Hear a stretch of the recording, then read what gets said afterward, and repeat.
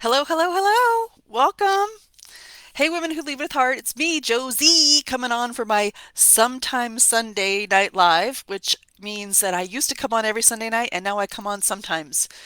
Happy after Thanksgiving and welcome. This is the third in a three-part series all about coaching and how a coach uses certain tactics to help forward a client's agenda.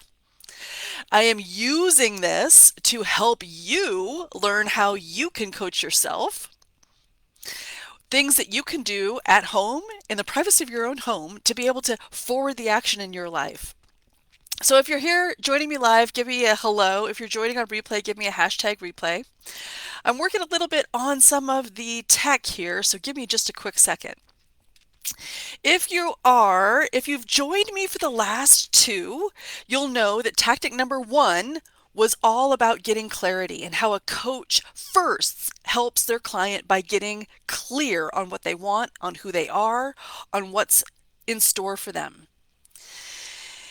The second of the three-part series is all about taking action because just becoming clear without taking action is like sitting in a boat with your oar in your lap. You've got to put your oar in the water and start making forward action to get forward on your dreams. And this, the third part in the series, is all about commitment and accountability. And I'll just give you the quick word right now that while many of the tactical tips that I offered in lesson one and two can be done with yourself by yourself, this third one is really where it comes into play that you need a partner. You want a coach or an accountability partner to help you really forward the action in your life. Alrighty, so if you're here joining me live, give me a hello. If you're on replay, give me a hashtag replay.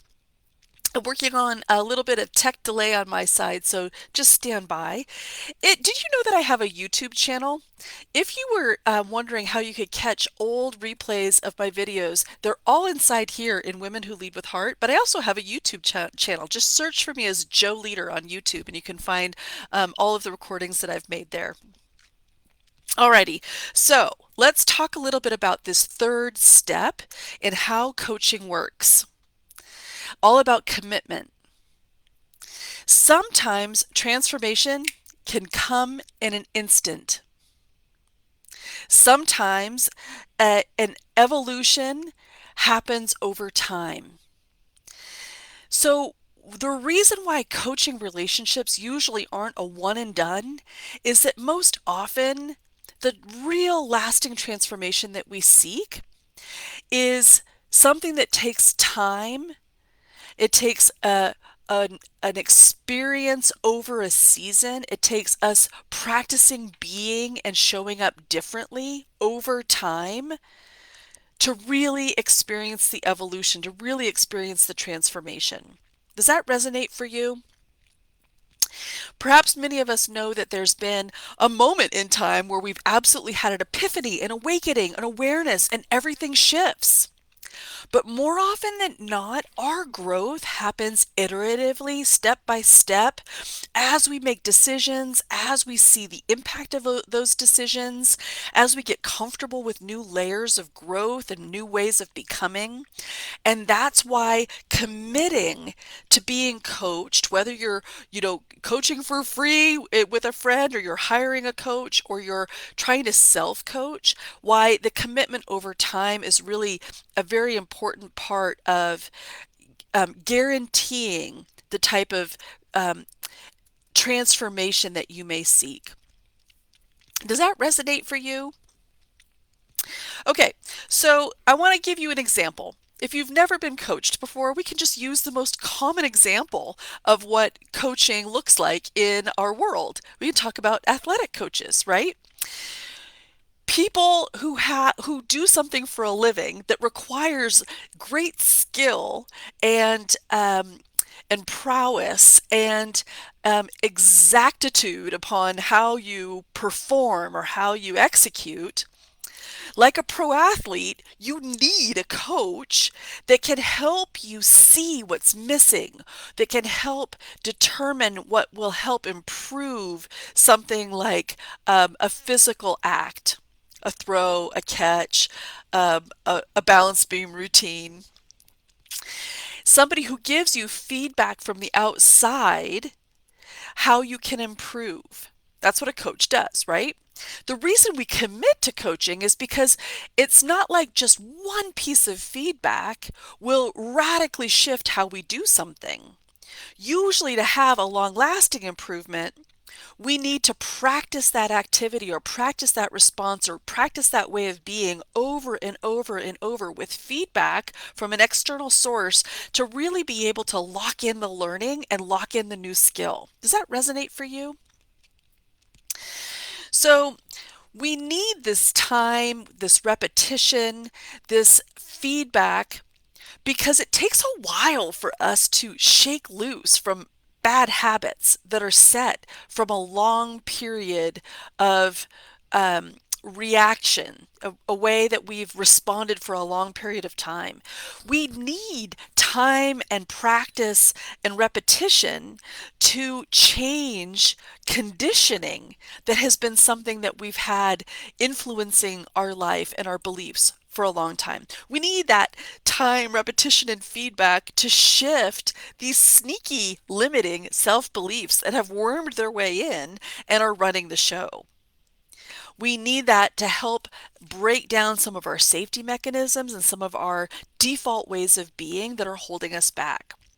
This is why the commitment piece is so important, is for you, if Simone Biles, the amazing gymnast, or Serena Williams, the amazing tennis player, just saw a coach once to fix their serve or to fix their handstand, chances are that wouldn't really lock in the learning because it's something that needs to be practiced and over again until you can feel yourself doing it differently. You can see in your mind's eye becoming different.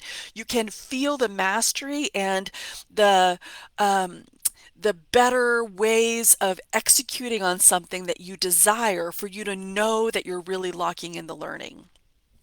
Okay, so that's how you, as the client or the athlete in this demonstration, commit to coaching. You commit to showing up. You commit to a transfer of value. It's your time. Often it's your money that is saying, I am committing to this relationship. I'm committing to getting these results. So I'm making an investment. I'm making a value exchange, which helps me show up in a different way. It often has something to do with your calendar, your schedule. If you meet with your coach every Friday, then that's something that you're committing to, that you're showing up regularly, that you're kind of mentally thinking, I am in a coaching relationship. I'm showing up. I am going to be present. It changes the way that we come at our own learning and growth, not casually, but with more intention. You follow? And it also has this accountability piece.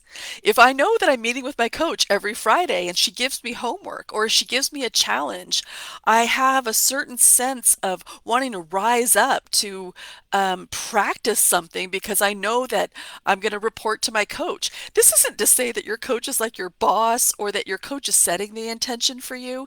It really is that um, you're wanting to show progress to yourself, and your coach is holding the space for you to make milestone improvements during the relationship. It just offers more accountability.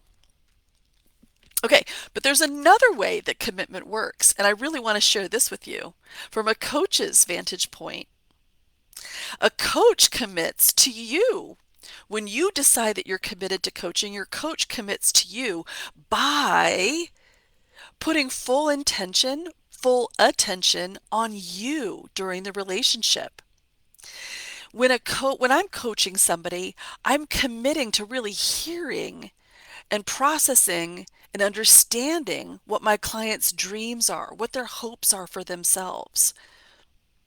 And I hold that as a truth for my clients and kind of mirror my clients' actions or their comments or their thoughts or their beliefs against the truth that they're wanting for transformation in their lives as a way to help um, reframe and set the trajectory of our relationship. It's me asking curious questions. Well, how does that line up with what you said you wanted? It's an ability when a coach commits to you, she can hear when your brain is starting to tell yourself lies, or when you're starting to compromise, or when you're starting to hedge or erode on your previously determined course of action, and can kind of call you out on it, hopefully in a really loving and supportive way. A coach will commit to you staying on track and you getting the results that you seek in the time period that you are committed to being coached. I feel like as a coach, my commitment is like holding the lane for you to swim in. And if you start to go down and you start to go over to another lane, I kind of point that out, or I help bring you back, or I help ask, do you want the lanes to be moved? It's somebody who has an observations view on your behavior and your progress. Okay, so when we talk about commitment, I want to talk a little bit more about how really committing, to showing up week after week, talking to a coach, working with a coach, why that is so much more powerful than the self-guided efforts that can sometimes fail.